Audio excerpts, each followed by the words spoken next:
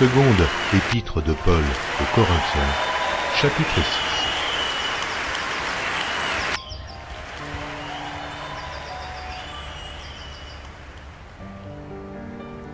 6. Seconde épître de Paul aux Corinthiens, chapitre 6.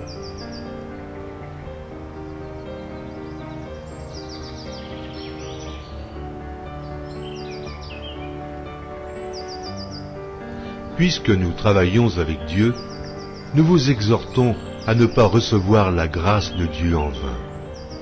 Car il est dit, au temps favorable, je t'ai exaucé. Au jour du salut, je t'ai secouru. Voici maintenant le temps favorable. Voici maintenant le jour du salut. Nous ne donnons aucun sujet de scandale en quoi que ce soit, afin que le ministère ne soit pas un objet de blâme.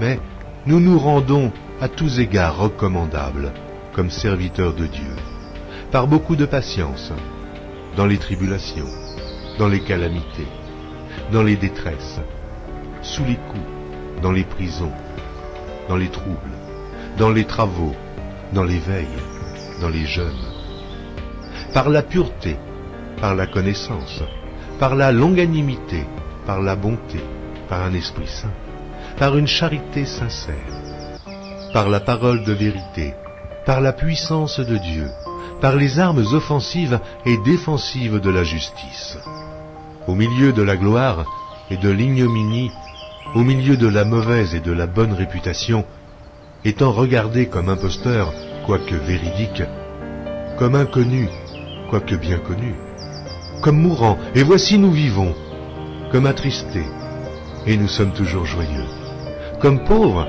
et nous en enrichissons plusieurs, comme n'ayant rien, et nous possédons toutes choses. Notre bouche s'est ouverte pour vous, Corinthiens. Notre cœur s'est élargi. Vous n'êtes point à l'étroit au-dedans de nous, mais vos entrailles se sont rétrécies. Rendez-nous l'appareil. Je vous parle comme à mes enfants. Élargissez-vous aussi. Ne vous mettez pas avec les infidèles sous un joug étranger.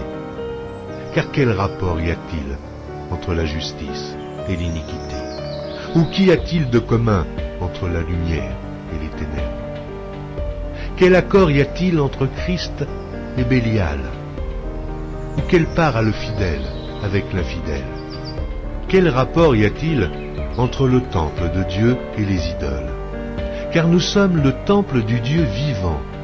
Comme Dieu l'a dit, j'habiterai et je marcherai au milieu d'eux, je serai leur Dieu, et ils seront mon peuple. C'est pourquoi, sortez du milieu d'eux, et séparez-vous, dit le Seigneur. Ne touchez pas ce qui est impur, et je vous accueillerai. Je serai pour vous un père, et vous serez pour moi des fils et des filles, dit le Seigneur Tout-Puissant. Amen.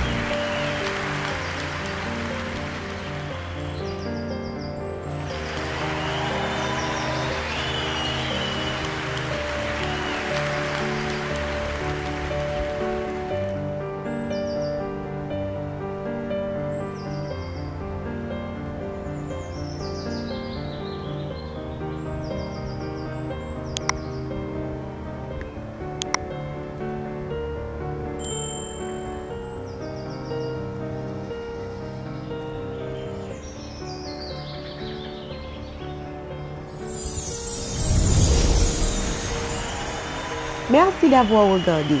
Pour ne manquer aucune de nos activités, prière de vous abonner maintenant en cliquant sur le bouton du milieu et en activant la cloche de notification. Pour continuer à bénir votre âme, nous vous proposons 2 vidéos, soit en cliquant sur celle de droite ou celle de gauche. Que Dieu vous bénisse.